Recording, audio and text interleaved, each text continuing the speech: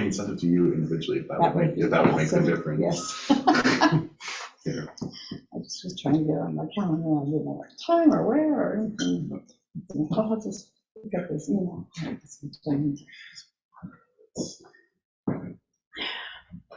Okay, looks like we're there. Excellent. Well, thank you all for joining us today for the July 10th City Council work session. We're going to here to discuss the use of the ARPA funds and the survey results. We didn't really get a chance to go into that at the last meeting. We have a summary of that agenda item in our current packet, and the full report that was in our previous packet. So yeah, just thought we would kick off the conversation and see how people are feeling about it. Anybody want to put a motion on the table? I have. Can't do that during a work session, but Oh, yeah. Can we just do a quick roll call? we can do a roll call. Jessica Andrade. Present. Who's Causey? Here. Dan. Here. Christopher Morris. Here. Matt Lehman. Here. He is here.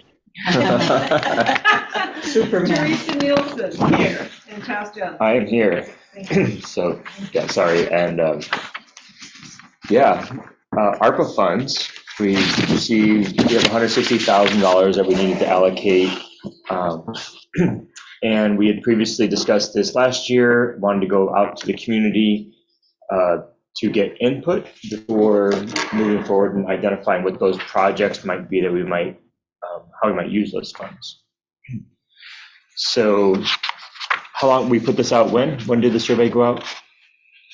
June or May? April? Is it that far back? It's been a while. The survey closed just like a week before last month's council meeting. It was okay. So it was open. It was open for a while. We closed it, and then the staff came back with this the report to summarize the data.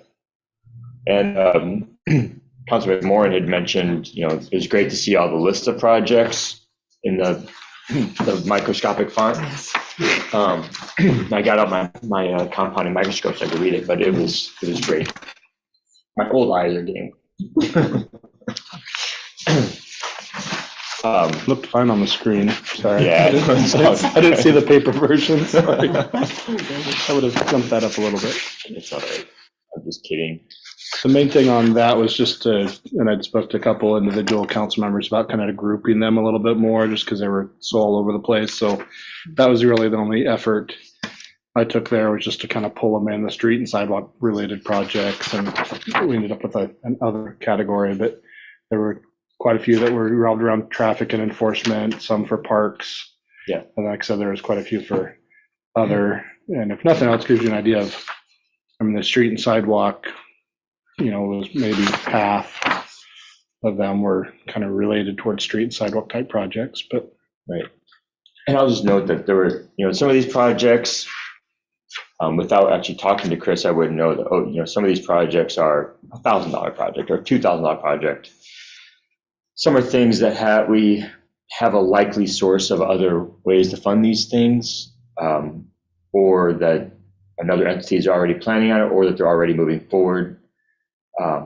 And so I think it's worth having a conversation about all these things so that we can identify a project that, one, it also aligns with our strategic plan. That's not just a new thing, but kind of just a smart way to spend these funds.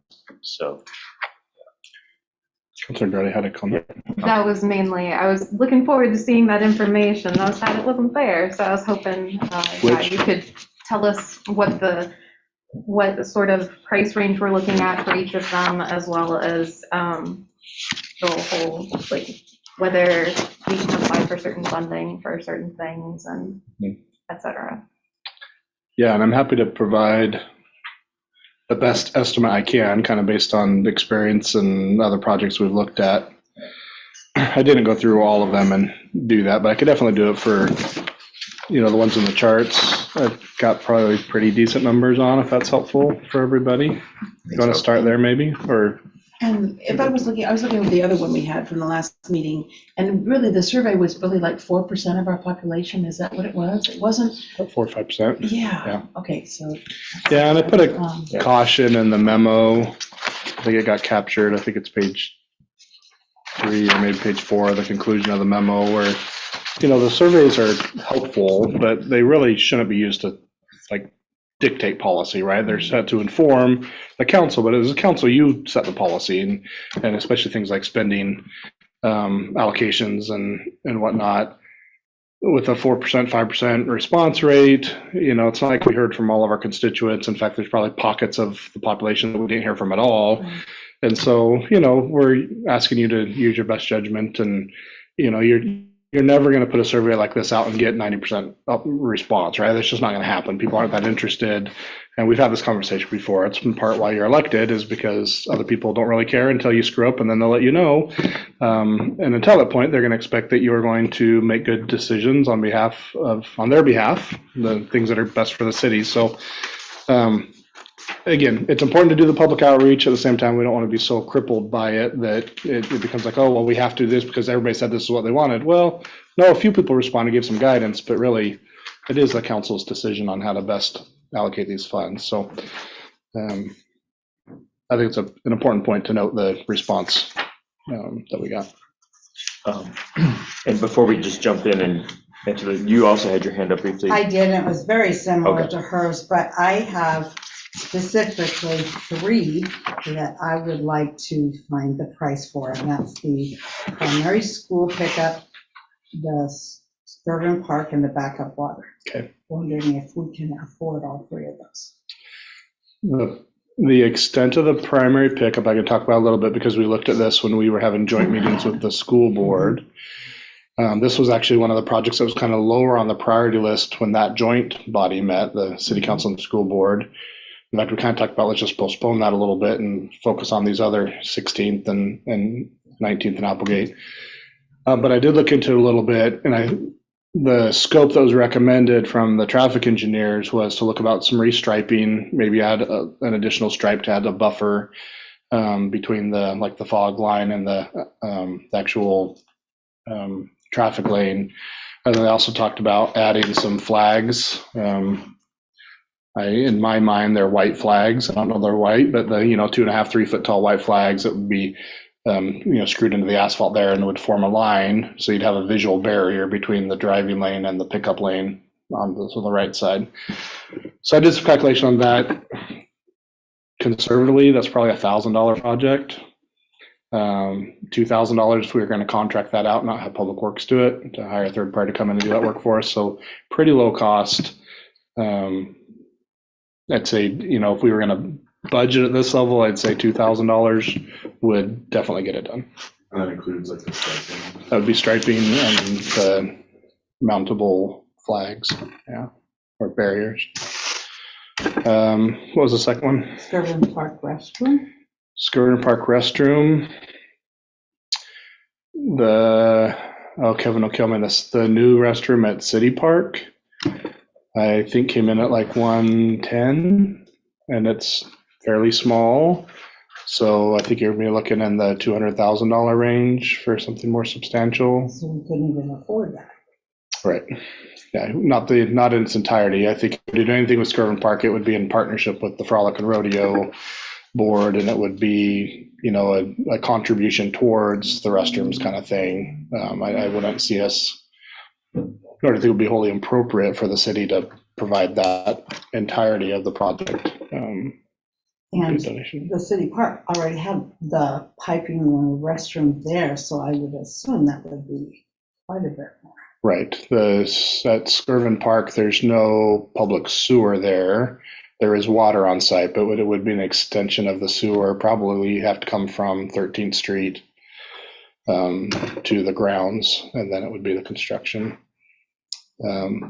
Unlike the one at City Park, I think if we were to look at Skirvin Park, the preliminary discussions that board's on, I serve on that board. Preliminary discussions we've had would be to do something ourselves or to do a lot of the work ourselves. We'd be doing probably brick or cement block, and we'd probably be looking at, we've got a couple of contractors that are good sponsors of the Frolic, and so we'd probably do something that would have a lot of in-kind help, but you're gonna have to buy the material, you maybe get concrete mix or things donated, but typically on those types of projects, you're looking for help to purchase materials, and then you're leaning on the volunteers and sponsors to help with the labor costs. On that one, are we expecting, that's part of the plan to get new bathrooms with the new arena, right? The arena itself that we have for the arena and lighting was the $2.4 million. So that's arena and just lighting. The goal of the Frolic and Rodeo Board is and we got 1.9 million from the state. So we've got $500,000 to raise for that, but the goal isn't to stop at 500. We'd like to get at least another 500,000 so that we can put towards restroom, Youwood Corral, beer garden improvements, some additional electrical work that needs to be done. So yeah, there's quite a bit more to be done, but restrooms is part of that kind of phase 2, I guess, if you would, that we'd like to also do at the grounds. But it's not like, it wasn't part of the money that got allocated to us from the state. That was just for arena and lighting. And the backup power for water. Backup power for water.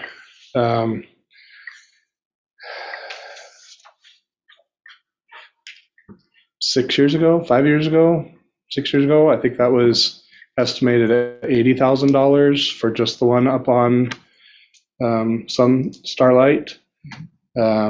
If it was just that one, I'd imagine that one's probably gone up some, probably $900,000 range. If we're doing that plus the one at Neeback Hill, that'd be substantially more. Neeback Hill would need the backup, and there's also some operational mechanical stuff that needs to be or should be replaced up there. In the 3-year capital improvement plan, we've got seismic upgrades for Neeback Hill listed on that capital improvement plan, and part of the estimate there is for the hardening of the structure itself, and also the replacement of some of the operational stuff that needs to be done, and also the backup generator is all kind of part of that. I forget the exact number there. Do they lose power and water during a storm? Up there they don't, because when we have a storm, that one's gravity fed because it sits up high enough that it's able to keep the pressure there because it sits up high. Starlight's having trouble. Starlight, it's the pumps are down below. They don't have a water source at a higher elevation than them. So it relies on the pumps to pump it up. So just to clarify, for Starlight Village, then you're talking about 90,000, 100,000? Probably 100,000 for a backup generator there. Chris, if I could interject, I think you have it in the capital improvement plan as 120,000. For the Neeback Hill or for the Starlight? Starlight. For Starlight, okay, thank you. Mm-hmm. Yeah, it's a good budgeting. 120. I will also mention that I was actually talking about this project with a contact I have at USDA in DC. And just today, the USDA's PACE program for rural communities opened up, and it's like, this is the perfect project for that program. And it's related to community resilience for rural communities. And if you put the twist, if you talk about fire resilience, and if you store it with battery storage, and that would be the key, she said, to probably getting it funded. But USDA PACE program, PACE.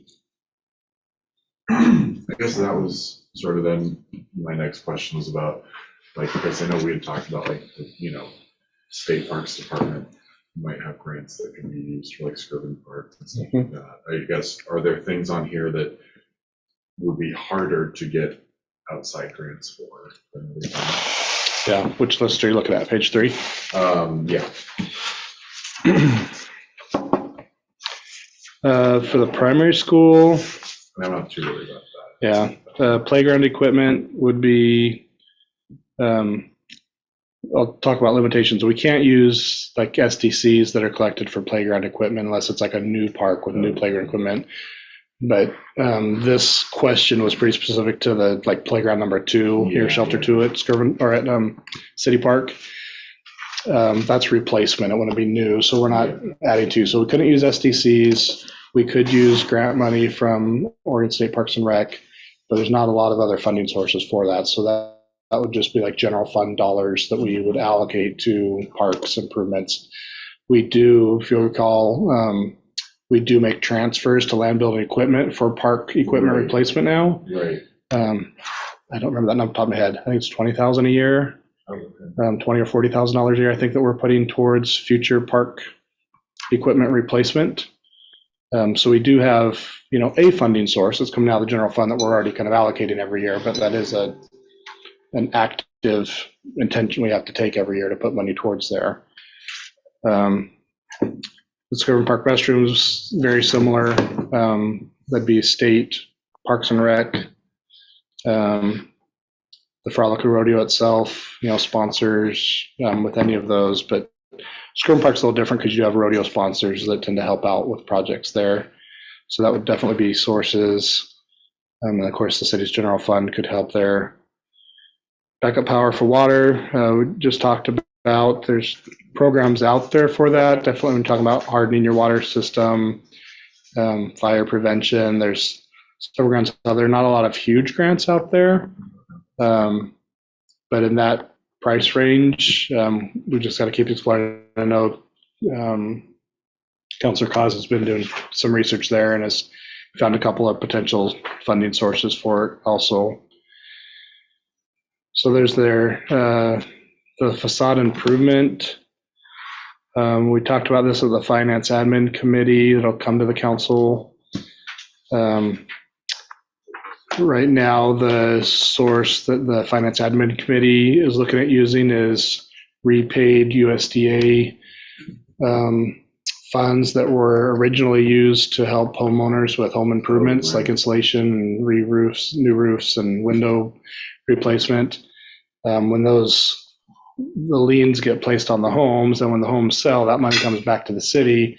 There's no strings attached to those funds on what the city has to use those funds for. Okay. So the Finance Admin Committee is going to be recommending to City Council that we use those funds for the facade improvement. We've got about $110,000 in there this year that got budgeted to be spent on that facade. But again, it's not been approved by the City Council yet. Right. There's a myriad of things that we could use that funding for, but that was the recommendations coming out of the Finance Admin Committee. But we could always use more. I think we figured... I think we said that we would do like 3 projects the first year at $10,000 each was what we were looking at and see how it went and then add to that for future years. And that's you're thinking loans, it's not grant? This was for a grant program. Okay. Yeah, this would be for a grant program. It's somewhat of a match, right? With a match, yeah. 50-50 match for a grant. Yeah. Okay. So that would be the funding source for there that's currently identified, but not approved by the City Council. Yeah, right. Just by the Finance Admin Committee at this point. Okay. 13th Street lighting is going to be, we could use the street fees that we collect, although mostly those monies goes towards overlays and crack and seal and kind of more maintenance type stuff as opposed to like new purchases or new improvements. But we did earmark some of those funds for like North 11th Street, LID, for example. So we can use street fund money for any of those street type projects. Street lighting would be included in that. We don't get a lot of money there and there's a lot of different needs for those. We would not be able to use street SDCs, for example, because again, it's replacement of existing, it's not expansion. Right. And of course we could always use, I should caveat everything. We could always use general fund dollars for any of these, but that takes money out of the general fund. We may be able to make an argument for transient lodging tax dollars for that in a future year. We don't know what our transient lodging tax dollars are going to look like. We didn't budget to spend any of those this year because we don't know what the revenue is going to look like yet. we've just got the one hotel in town and, a handful of Airbnbs. But there could be money coming in there to the city that we could do those in. I would anticipate that it would be, anywhere in the $20,000 to maybe $60,000 a year to start until the RV park comes on board. So that may just be a timing issue as well. But that would be, it's street lights are tied to streets. Right. And I think we could tie 13th Street to the tourism side of things as well. So I think you can make that argument. Given that we have the streetscapes project, how much more might that cost us to do it at a different time than to do it concurrently? We would definitely save money if we did it. So I don't know why this disconnected. I don't know if I keep seeing people look at that screen and it's not looking back at you.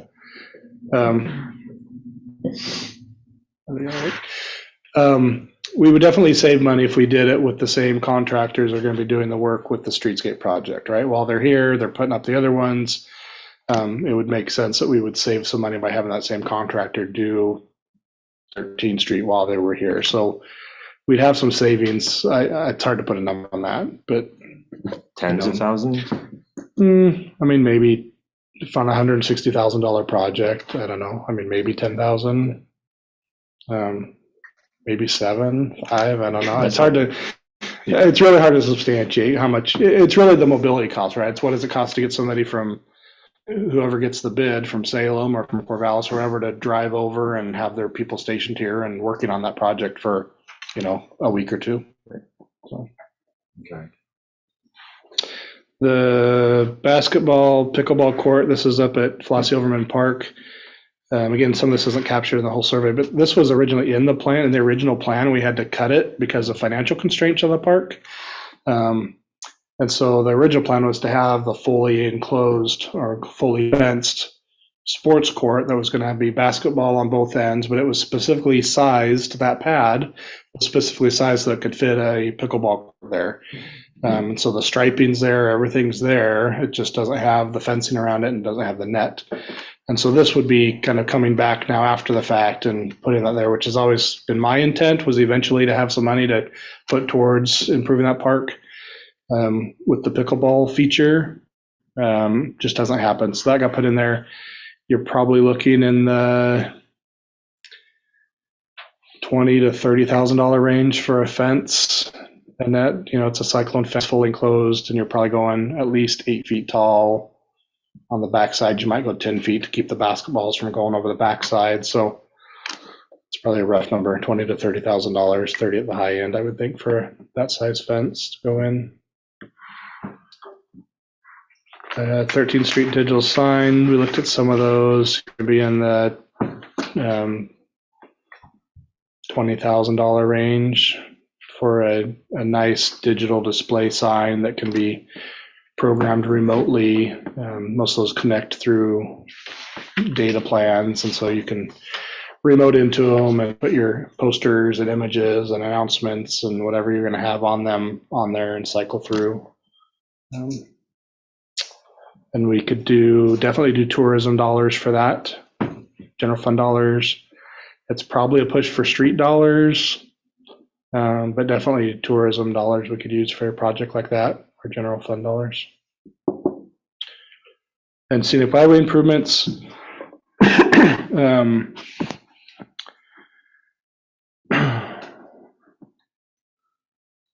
This one's harder because it's not inside city limits. This would be scenic byway improvements that are going to be along the scenic byway between here and Wallport.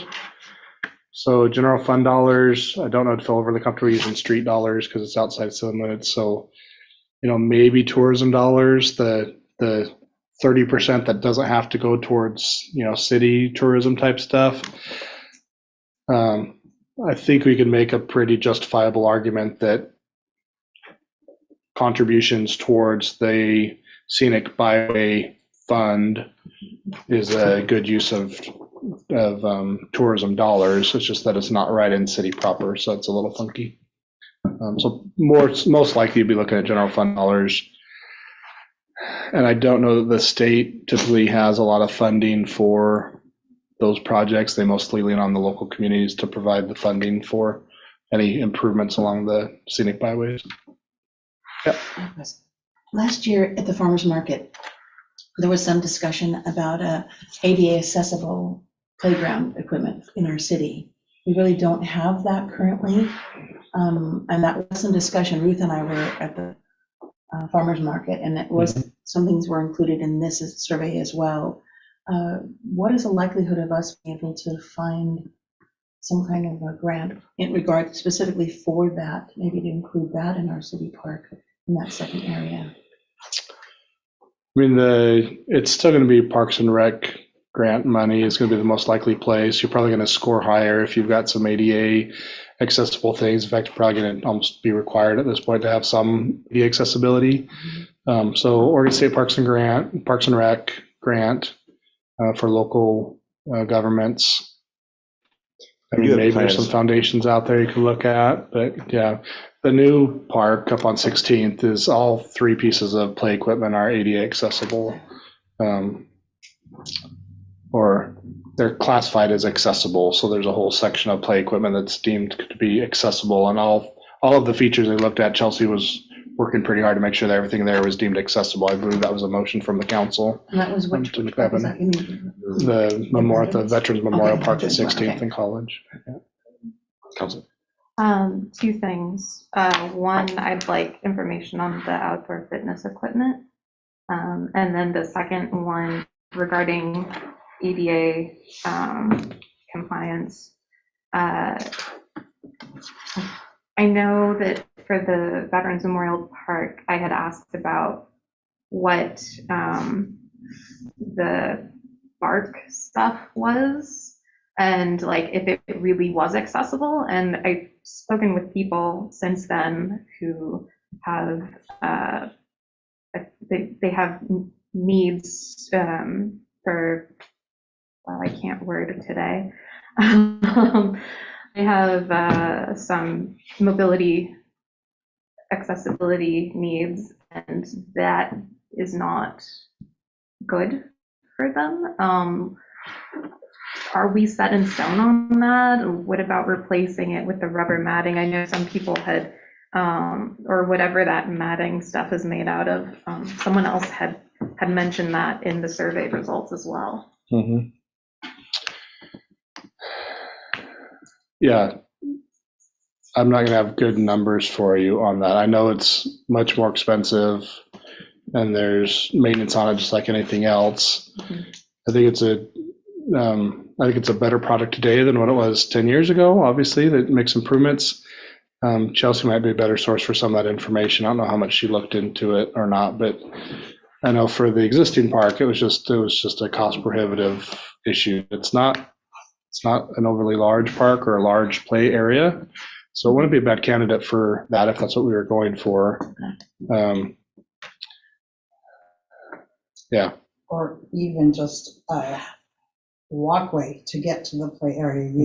You could still have the bark dust on the outside, but if you have a wheelchair, easy walkway to get there. Mm-hmm. Mm-hmm.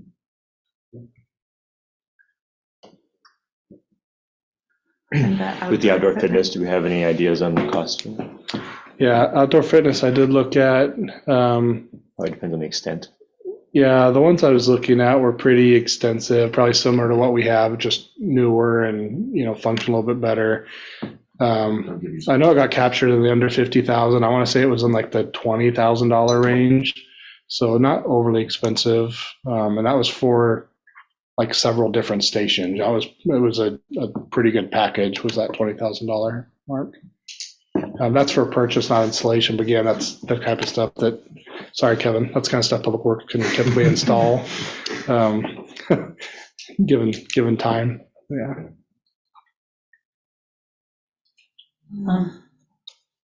Who writes the grants? I mean, we're talking about all these grants that are available. Who does that?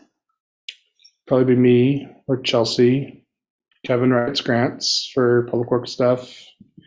Ken's written grants for traffic enforcement type stuff. So it's your management staff mostly. Are they too busy right now to do it, or can they just do it? We work for you. So I mean, if it's in the strategic plan, then that's what we're trying to do, right? And so my only caution going with things outside the strategic plan is adding more stuff on. But if it's in the strategic plan and it's a priority to get it done for the city, then we'll get it done and we'll make it a priority. It's always nicer to just have the cash, and that's one less thing. But if you're talking applying for another grant and it's going to get you $100,000 or $300,000, then you apply for the grant, right? So I just don't. My caution is we don't want to be chasing grants and then trying to find projects to, hey, there's a grant over here that we could be eligible for. Let's apply for it and find a project. That's just spinning around, right? You're just going to spin in circles applying for grants your whole life. And the focus needs to be, here's a project we have. Let's go look for some grants that may be able to fit that. I have no problem with that. And we'll write those grants all day long. Anything that's already kind of a focus as a project we want to do. I feel strongly about the backup generators for Starlight Village. I think we have a lot of houses up there that I would not want to be in one of those homes during times when the water is out. And I think there's enough of a population up there that we really need to be considerate of them and their safety and their well-being, whether it's grants that we're finding or money that we put towards that. I really feel strongly that those people deserve to have the quality of life that living in a city like ours affords. And I think we've shortchanged them not having that emergency and yes, the builders. I get what It's too late now. Yeah. I guess I agree. I think that is a key piece of city infrastructure. I guess I just am trying to get a clear picture on like how else that could be funded. Right. Just because if I remember correctly, like the whole reason that we saved this like 160s that we have 1,000 out was for like very visible, like sort of, community like facing projects. And I want to make sure that Starlight gets water backups, but that's not what we said we were doing with this money. I guess is just where I'm a little stuck on is like, and we can change our mind, but I think just in my, because we already spent most of this on like sewers and, storm drains and that kind of stuff that is already the sort of underground things that make our city function better. And I remember the budget committee very intentionally said like, okay, that's great, but we do want a little bit for these sort of things like parks and, things that the community can look at and enjoy. And so I guess that's just, I'm trying to get a clear picture on like, are these grants that we could get for this, are they like a, 90% like, yeah, or is it like a 10% like, what? I think because I would prefer to get that done with different money, but I would prefer to get it done. And so I'm just trying to figure out kind of the other pots of money, how likely are they and how strong are they? Yeah. And I see Councilor Causey has her hand up, but my sense from that person, in DC, she's pretty high up, is that the money from that PACE program, like they're trying to find projects to spend it on, and there's concern that there's not going to be projects applied for. Okay. And it's large enough. It's not like a $10,000 grant. It's a large grant. Okay. Councilor Causey. Yeah, thank you. I too would like to see this money used for broad community-facing projects. But the situation at Starlight poses a safety not just to that community, but to the entire city. Because if there's a wildfire up there, it's going to spread down to Chaz's house and to the Habitat homes. And I think it's going to be incredibly hard to stop it because it's a high wind area. The winds blow out of the west. The grant agencies I've spoken to, I spoke to the Department of Emergency Management, and while there are grants available for this type of project, they take about a year to obtain if they're awarded. Now, the PACE program that Chaz mentioned may be more expedient. I don't know that. If you put in, someone had, I believe you mentioned that if you put in battery backup, you're more likely to get the funding. One of my neighbors was interested in battery backup for the pumps. And Kevin looked into it, and it was about $250,000 for that alone. So it was much cheaper to just do a traditional backup generator. But if the money is there to fund it, great. We're getting some audio feedback issues. Are you hearing it over there? Mm-hmm. Yeah. It's going in and out between the two speakers.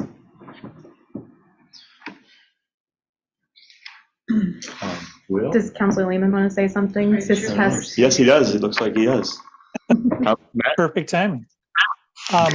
Yeah, just looking back at the meeting we had with the school board around the circulation study, it seemed like we made kind of an informal quid pro quo kind of agreement with them. If they were going to dedicate some of the land for the street, that we would dedicate some resources to improve the pickup and drop off area above and beyond what's required.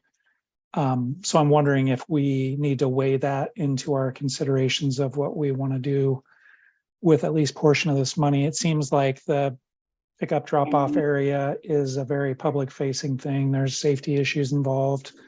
And I think it's going to help sell the idea of the circulation of people through that area.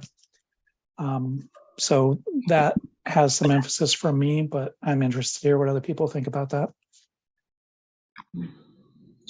The fact that project, are you specifically talking about the primary school, or are you thinking about something bigger? The elementary school. The elementary school pickup and drop off area Yeah. on 16th Street. Are you talking about, because we said we would put in like shelters? Right. The bus. Yeah. Yeah. So Something like we beyond said, we internet. were going to do that, but this seems like a good way to fulfill that obligation and also do a public facing type of a project. And I guess, Chris, do you, like, is that, I thought that was just sort of lumped into the project cost for 16th Street, but is that not the case? I thought that I put that as an option on here, but I'm not remembering the survey 100% right, but it's not part of the 16th Street. It's not part of the current 16th Street budget. Okay. So anything that we want to do outside of sidewalks and street trees, storm drain, et cetera, street lighting, anything outside of that, we'd want to put some additional funds towards it. But didn't you mention at that meeting that there were also some grants available that we might be able to find for that? Yeah, there's a Safe Routes to Yes. School grant that we can apply for. Those aren't huge, but they'd be, it's in the $20,000 to $50,000 range probably.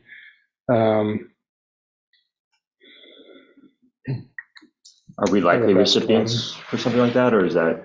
They're very competitive. I'd say we're as likely as any of the other projects, but they get Lots the of. Safe Routes to School. I mean, that one they typically get, tenfold the requests of what they have the funds to provide for. So I don't want to discourage applying for. I think they're good to apply for when you've got a good project, but they are pretty competitive.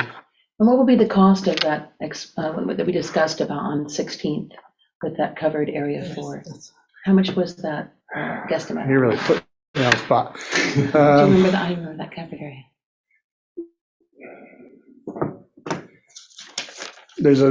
So I've looked at some prefabricated ones. I've actually had discussions with Oregon Correctional.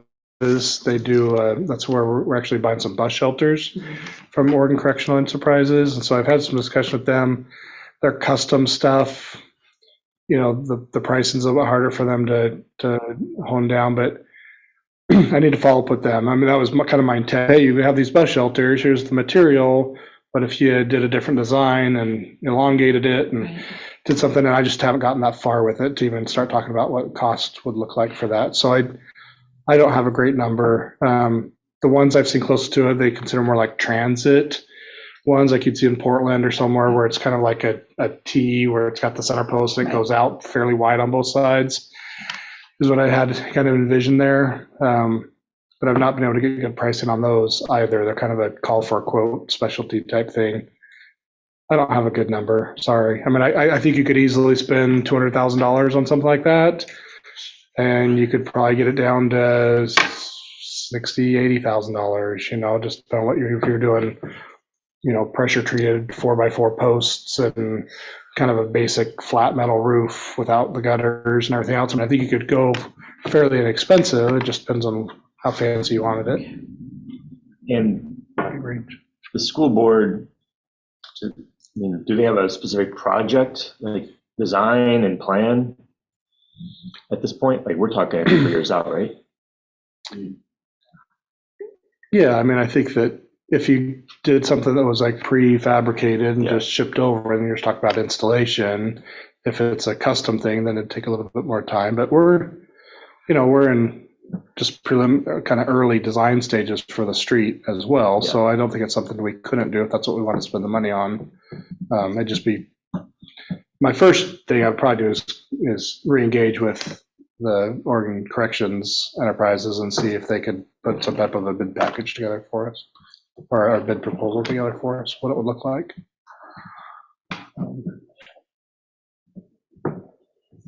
Councilor Causey. Thank you. It sounds like we're kind of narrowing this down to a handful of projects that perhaps we need to price more precisely in order to make a decision. But I also wanted to suggest or to ask with respect to accessible playground equipment. I'm just wondering if in regular session, the council would entertain a motion to make all newly installed playground equipment to be accessible. Because I really don't want to have this discussion every time we put in a playground. I'd rather just do it right. I think that's something we can talk about. I think we should talk about that in regular session at some point. But keeping this focused, I know that I'm still very much interested in the 13th Street lighting. I think that, just the fact that we have the contractors on site and that we'd save a fair bit of money, that's still something I'm very interested in. And I think that just with the timing of the streetscapes project, it just makes sense. So I'm still strongly interested in that one. I think it makes sense to do some of these smaller projects as well. If we can fit in multiple projects, then I don't see why we wouldn't do that. But just a couple of thoughts. The cost savings is something that it's just very appealing to me. But happy to I've kind of thought about kind of why some of these projects, and noting that, the survey is what it was, but some of these projects, we have other sources of funding. Some of them are very compelling for other sources of funding. Some of them are small potatoes. So, I think that the playground equipment we have, we're investing money in certain projects already. Some of our parks have been improved recently. And the lighting just sounds really appealing to me. I think the primary school pickup area is a no-brainer. Councilor Andre. To clarify, we have to at least decide and report on what we are spending the money on, but we don't have to have sign the check or anything. Yeah, we've got some time. This year we're supposed to report back on what the money's going towards and the time frame which we're going to have it done. And when does that, is there a deadline for when we have to make that payment? No, there's not a hard deadline. They're just telling us to get back to them. Okay. Yeah. And do we have to have exact numbers? Or is it we're going to be putting it like us, 25% of the leftover stuff towards this and. I mean, at the end of the day, we need to report back for every penny that gets spent on which projects, but that doesn't have to be done until we're reporting, right? Okay. Just wanted to make sure, just because of the covered area, since we have less information about that, and it's going to take longer theoretically to purchase if we did decide to go with that. Right. Cool. Councilor Lehman? You did. Couple things. First, I recall hearing that as part of the debt ceiling negotiations that went on at the federal level, one of the concessions was allowing Congress to claw back some of the ARPA funds that haven't been allocated yet. That's why I thought it was significant that we make some allocation decisions relatively quickly. And the second thing is going back to the accessible playground equipment. Since we've already determined that we're going to put all the equipment at the Cochran Park is going to be accessible, does it make sense to see how that works before we commit to putting more similar equipment in the other parks? Or can we use that to determine if the surfaces work properly for the majority of residents that require accessibility before we kind of commit to going all in on a particular type of equipment throughout the city?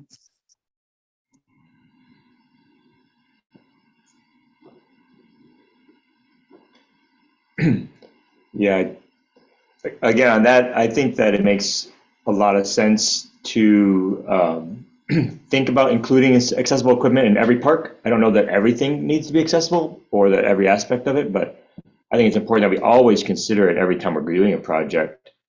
I think that making a blanket policy right now off the cuff doesn't seem like I don't know, I'm not ready to do that myself, but I think that we should always be thinking about it and always be trying to achieve that goal. But yeah, Councilor Cochran. What was the price on the lighting? I have in my notes that $20,000 in tourism dollars. It's $20,000 a light, 8 lights, so it was the full $160,000.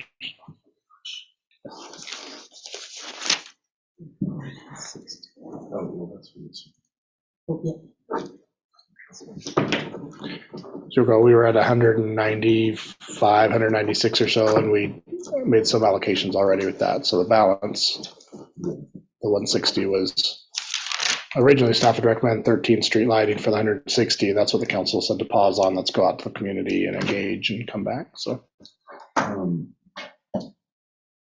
sorry. Yeah, I guess just responding to Councilor Lehman's thoughts about the sort of 16th Street drop-off pickup area. I think I would definitely want to check back in with the school district and the school board to see, because I appreciate what he's saying about it. Seems like we kind of made this quid pro quo thing. As someone who was also on the school board at that time, I don't know how much the school board actually really cared about that part of it. Maybe they do. I don't know. I personally, that was not really a huge factor in my part of it. So I would just want to check back in with them and see, if we're thinking of spending like $100,000 building this, is there something else that the school district would prefer about, maybe they would want some kind of different type of lighting or something instead of a shelter. Before we go crazy and think about, spending a bunch of money on a shelter that we just kind of mentioned in a meeting, just making sure that's actually what the school district would want. And I do agree, like that timeline is a little far. Like, when are we supposed to start building that street? The goal is still to try to start that next summer. Okay. So if we can get the engineering completed this winter. Okay. Yeah. Well, now, I mean, it started now, so it'd be now through, January, February, try to get out to bid end of February. Yeah. And then I guess my other thoughts were just, I think, I feel like we're all on board for the $2,000 primary school pickup area. If we don't get that done, I don't know what we're doing here. Everything else, I'm like a little torn on, because it seems like there's pretty solid grant opportunities for everything. And it's also all pretty closely tied on the survey. So I'm at a little bit of a loss on that. Like, I think Skirvin Park restrooms, I went to the Frolic on Friday and Saturday night, and I would have liked there to be a nicer restroom there. I'll say that. And I'm big on, like, I think with the money we're getting from the state, like, I'm really intent on trying to turn Skirvin Park into an actual, like, city park facility that can be used year round, not just for one weekend. And I think having, like, accessible, clean, robust restrooms like we have in other year-round city parks is important. I think I already kind of talked a little bit about the backup power for the water. I think that's obviously crucial. Just, I'm not sure it's sort of what we wanted for this pot of money. And then the facades, I feel like I'm good with the admin and finance plan. So then I also personally really like the 13th Street lighting idea. Just because I'm scared that if we don't do it now, we will never do it. Because we're doing the whole downtown streetscapes project, and I feel like a future council won't want to come back and do that. And just the aesthetics of it will bother me if it's not the same. And I do like the idea of moving the lights to City Park, the current lights. But yeah, so I guess I'm just still kind of a little stuck on, like, we have all these hypothetical grants, but it's hard for me to know what we should fund without knowing what we'll get from that.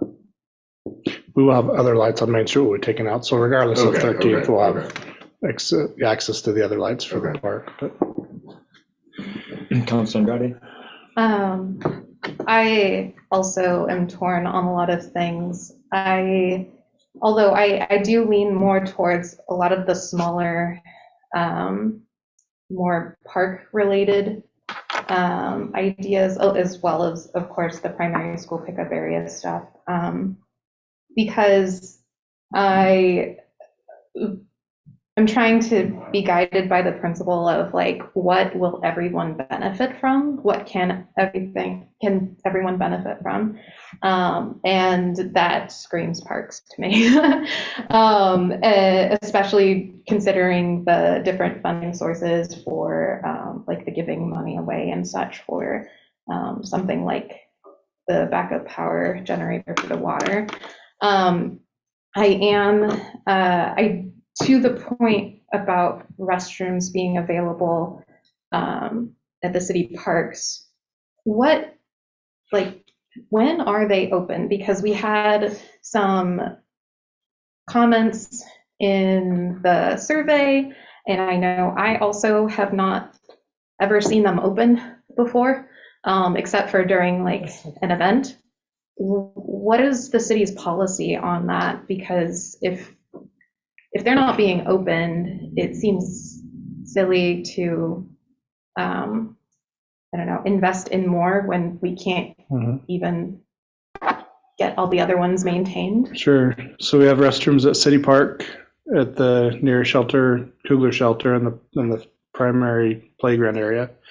Those are open dawn to dusk every day. There's another set of restrooms back by Shelter 2. Our experience is if those get left open for the day, they get vandalized more than they get utilized. And so those only get opened when there's a reservation for Shelter 2.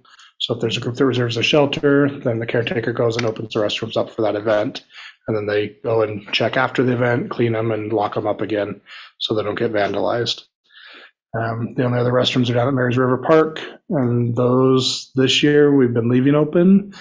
They get pretty heavily vandalized as well, so we spend a lot of money keeping those up, but we were going to try this year to not be running back and forth dawn and dusk to open and close them. I'd have to check with Kevin to see how that's going so far, but those are open essentially 24/7. Thank you. And then to the point of the vandalization, like, how bad is it? Because in my opinion, I would think that having a restroom open regardless of it being vandalized, like, is the priority. Like, yes, Yeah. we don't want things to be vandalized, and also it's really important to have those facilities open. Yeah, I think the problem with the second bathrooms by Shelter 2 is there are restrooms at City Park, and they're really not that far away from Shelter 2. I mean, it's literally. Well, now we have them. Right, Because well, we we've did. always had them other than for the year that we didn't. And that year we didn't, we had porta pots that were there and accessible. But to your point, I mean, they're very close, so you really don't really lose anything by not having them there. It really is just an opportunity for vandalism that you're opening up to. And there's not, they're just far enough away from most people park and are playing and everything that kids feel like they can get in there and cause a lot of trouble, and nobody can hear them, nobody can see them. And so they do get vandalized substantially more than, the previous restrooms at Shelter 1. They'd get vandalized occasionally, but nothing to the extent what we see at Shelter 2 or the Shelter 2 bathrooms. It's substantially more, to the fact where, similarly, Public Works, they want the bathrooms to be used as well, but it was to a point where it's like they're getting abused, they're not getting used, they're just getting, it was just a target to go in there and destroy stuff. So that was the decision to shut them down. That's been 7 years ago, 8 years ago, if not more. So it's been a long time ago that those got shut down. And we never hear complaints about not having restrooms at City Park other than when we were transitioning. That's not been a problem. We mostly get complaints for not having restrooms. Flossie Overman Discovery Park, they'd like a bathroom there. There were some discussions about the new park and whether to do bathrooms or not. They opted not to. But typically for a neighborhood park, you're not going to put restrooms in. They're close enough to where the majority of the users are in that neighborhood and they're within walking distance. They can run home, use the facilities, and come back. But your community parks, we really should have public restrooms in. So then, the restroom that is open, that's only one stall, right? I believe there's 3 stalls there. There's 3 in there. Yeah, they're Okay. unisex, and I haven't been in there. It just looks like it's just a one and done kind of. there's 3. deal. Okay, that's good. Thank you. And on the note, at Skirvin Park, there's one porta pot there that's there throughout the year, and we make that available. The Frolic makes that available for reservations and rentals and things. There's one, but any other rental that comes in there in any facility, anything else, they have to bring their own.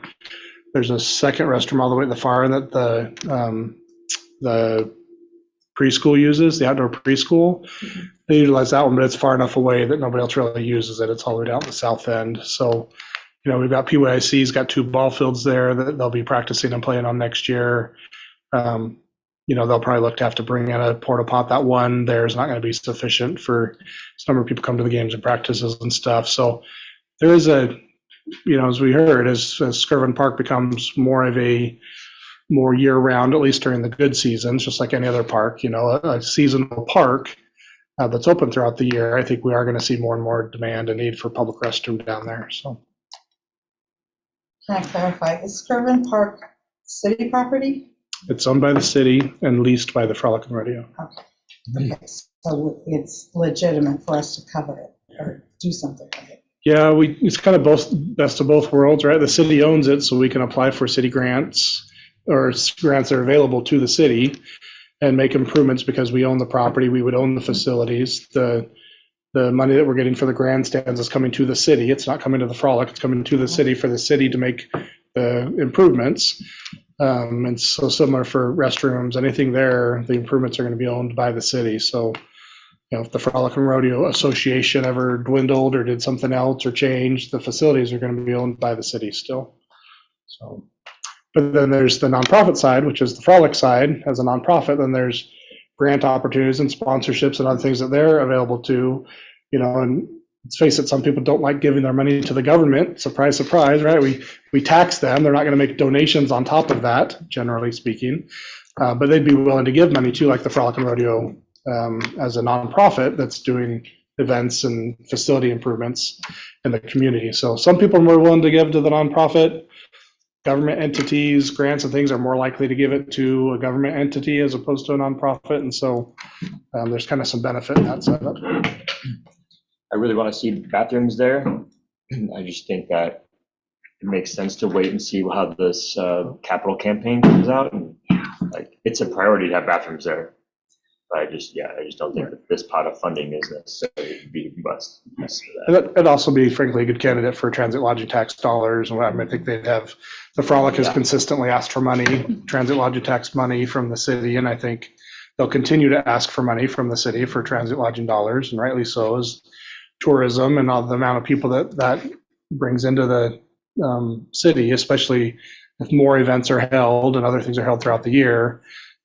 I think there's a strong case to be made for some transit lodging tax dollars to go towards improvements there, and that could be used there. So, again, we talk about other funding sources. I think that's there are other funding sources for that.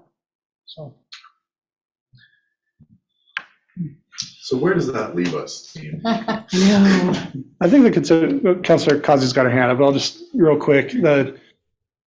I think what I'm hearing and what I'll just regurgitate is, projects that are high priority are in the strategic plan were identified as high priority for those that took the survey and that don't have kind of strong or obvious other funding sources, right? So if you kind of look at through those three lenses, I think that kind of helps some projects, at least some projects, drop down the list a little bit, and you're left with a few up top. And then maybe the conversation is, what are all those costs and how many of those higher projects that have now floated to the top, how many of those can we do? What can we afford, right? And I think it's going to be hard for the council to prioritize those without having better dollar numbers next to each of those. So, as much as it'd be nice to come up with a decision tonight during our general meeting, I recognize that may not be possible. So we may just be looking at guidance from this meeting to just say, come back with some pretty, better numbers. Here's our kind of priority. Here's our top, our top half, maybe our top 4 or 5 projects we're interested in, not committed to, interested in, and give me some direction to look for pricing. It'd take me forever to get pricing for everything, but if you give me a top 5 or 6 projects you're interested in, I'd be more than happy to bring back some better cost estimates for you. And could you then also look into the grant that the mayor has? I can, absolutely. Yep. Councilor Hazy, see your hand up. Yes, while you were talking, I was looking at some information on the PACE program, and those are actually forgivable loans. There are three levels of forgiveness, 20, 40, and 60%. I would be surprised if we would qualify for 40% or 60% forgiveness.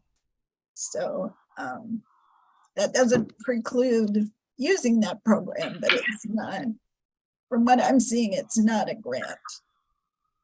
Got it. Thank you. Councilor Moore. I guess just one follow-up question on the backup power, and I can work on this too, but I was just curious if we've talked about that with the fire district at all, just since we are invoking the fire risk a lot, just if they have any input on that. Councilor Causey looks like she has Actually, I've been looking into this for about 2 or 3 years, for obvious reasons and some not obvious reasons. But the first group I approached was actually the fire district and the chief at that time. And there are a great many grants available for training purposes. And most of the grants that I've seen for fire district programs were for training or for issues specifically related to the fire department, like equipment. So I did not find that to be the resource I had hoped it would be. Got it. Could that training include installing a generator? As a training Being a exercise. fool. No. But I Yes, guess- That's good generators insight. for dumps. I guess part of my question though is also like, do they have input on like what the best approach would be as far as like what our batteries or our generator, like do they have thoughts on like what the best thing for the city to do for fire safety is? And I guess like also if a fire is starting up there and the fire burns down the generator, I don't really know, then we're still in the same boat. But I guess just, is that a conversation you've been able to have with them as far as like what would be the best approach for fire safety regardless of how it gets paid for? But May I respond? Yeah. Okay.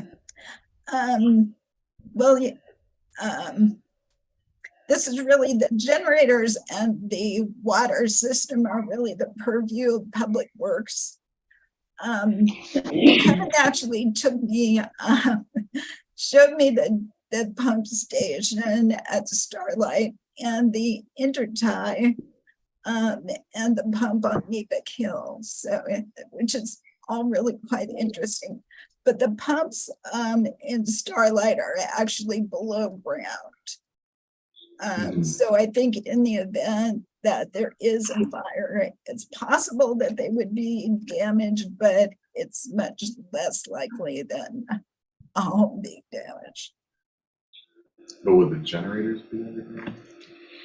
It's going to be in a box. It'll be in a vault of some sort. And I don't know, above ground, below ground. I could look at that.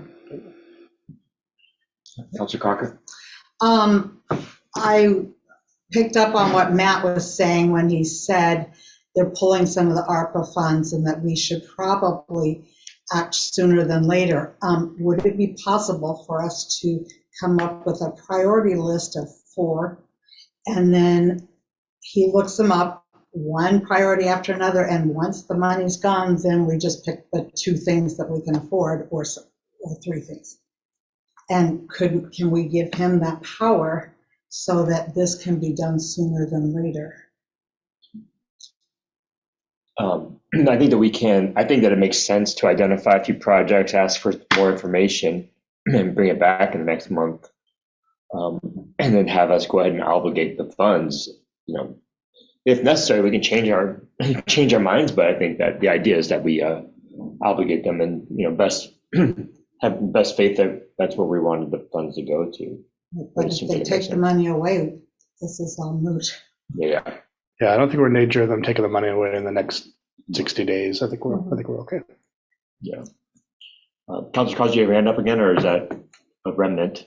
Yes, I do. I just wanted to comment that with respect to the clawback provision, I believe that these funds, since they are already allocated to the city of Philomath, that I don't believe they're threatened by that clawback.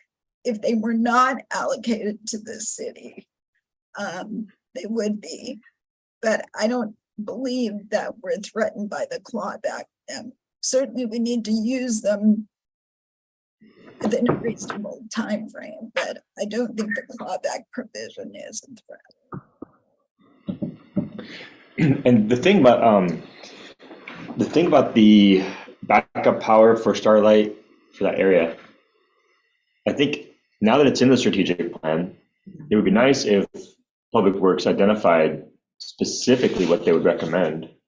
So then we actually would get a dollar amount, and like we wouldn't be kicking ideas around like, well, this could do this or that. But it'd be nice like to know exactly what they'd be proposing. Well, they've got more insight than I do. I mean, Sure. Councilor Cos said it's at $120,000. They didn't make up that number. Right. I mean, that's off some more information than what I have at my fingertips. So they've done the research, and they're saying that for $120,000 they could get backup power up at Starlight. So, I mean, I think that's the number that we would go off of. It almost seems that, I mean, is that actually in our capital improvement plan yet? It is. And do we have a timeline on that one? I believe it was to try to come up with funding source this year and get it done next year. Got it. So there was some time given with the expectation. At the time the capital improvement plan was done, the expectation was we were going to try to find some grant money to do that because we don't have another funding source for that, but ARPA funds could be that funding source, Sure. right? So, or it could be the match for the funding source, right? I mean, if we're going to find a matching grant or loan program, you need to have the match as well. And so this could serve both purposes. Sure. Yeah, that's helpful. It sounds like we're probably not going to be ready to come up with a conclusion during the council meeting, but I think that we could. You agree? Or, yeah, it seems like we could start to identify these projects now rather than having to wait for the council meeting. Well, give me 3 projects that you think you're probably not interested in using ARPA funds for at this point. Street Scenic sign. bypass. Okay. What'd you say? The sign, The bottom 2. Yeah, Okay. and the facade bottom 4, improvement. maybe for me. Yeah.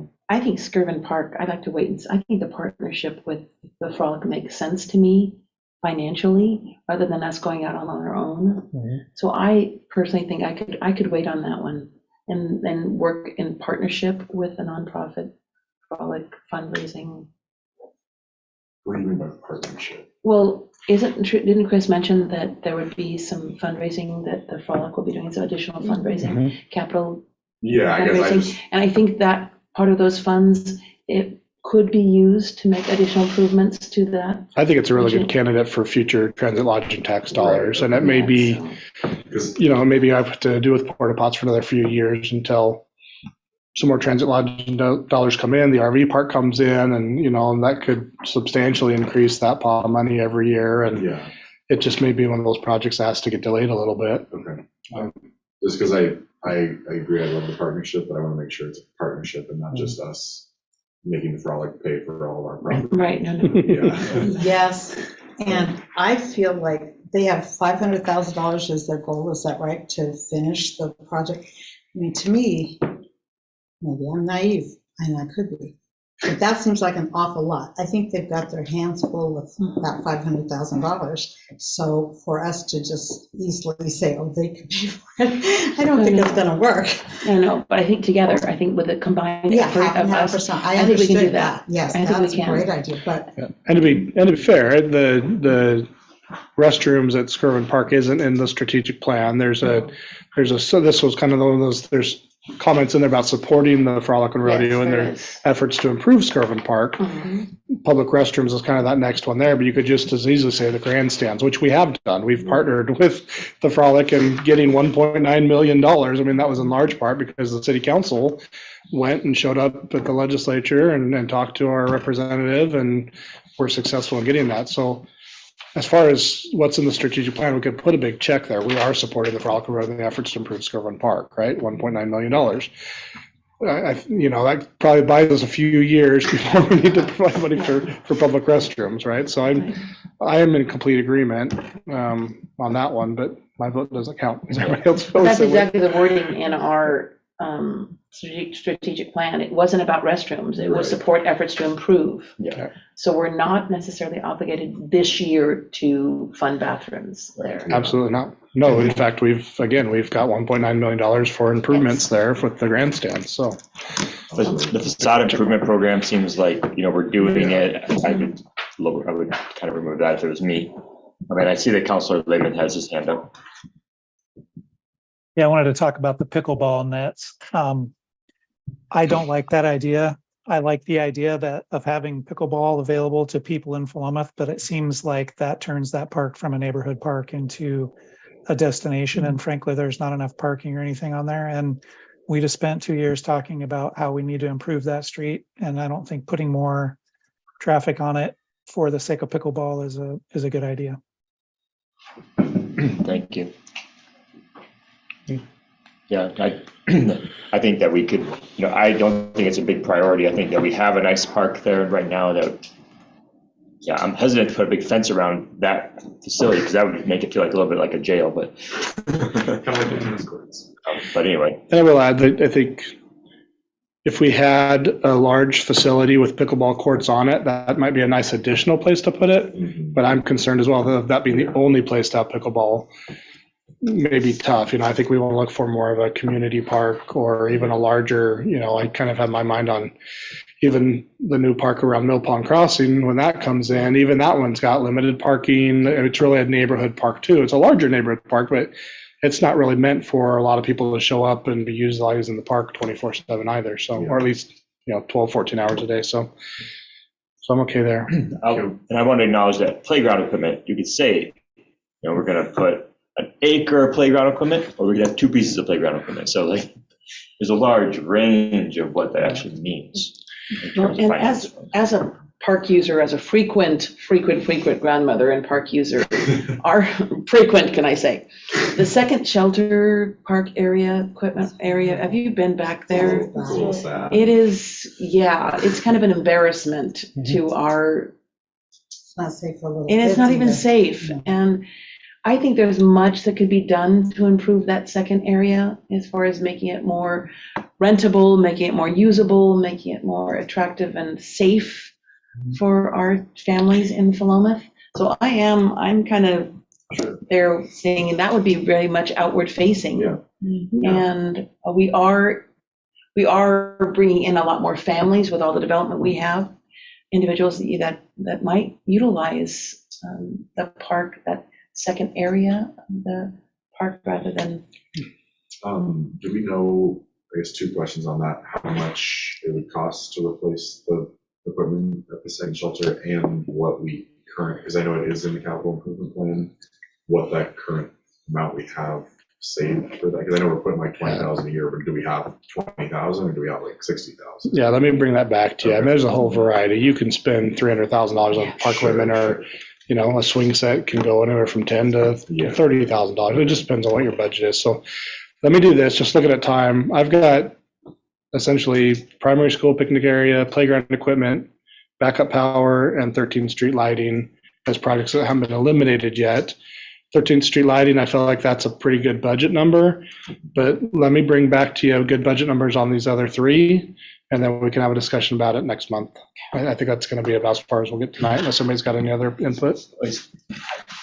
Councilor Andrade, go real quick, and then we'll have Councilor Causey that would close out. Okay, can we also get a quote for the rubber matting for? I've got a note. I'll include all the playground equipment. I'll kind of get a price of, and I'm kind of getting the feel. Let's get a price for the Cochran Memorial Park. See what that might look like to do. That one's a little tricky because we're already under contract. Yeah. So it'd be change work, and but let me look at just kind of a cost per square foot, cost per yard or whatever square yard. That would be great. Let me bring that back, and I'll do some estimates of what it might cost to do there at this point. Thank you. Councilor Causey? Yes, I just wanted to ask, there were several people who mentioned the ditch on 11th Street. Is that going to be filled in as part of the current project? We're going to talk about that later. It's not. I can do it real quick. So I just talked to Mid Valley Gravel Construction. They're doing the project up on 11th Street now, the sidewalk project. Kenny told me that to fill in front of those, it's 3 properties, 2 owners on the left side. It's the largest open ditch areas there as you're first coming onto the street. He said the price would be right under $11,000 to put storm pipe and gravel rock that area and fill it in, give her those 2 storm ditches. That was $11,000. It did get mentioned several times on the survey, but again, I think that was that neighborhood saying, go take the survey and mention the project. But so that's that number, and we can surface that again at the next meeting as well. Thank you. Yeah, thanks for bringing that one up. For 11. Got it. Well, with that, we're going to go ahead and adjourn until the 7 o'clock, and we'll come back for our city council meeting. Thank you.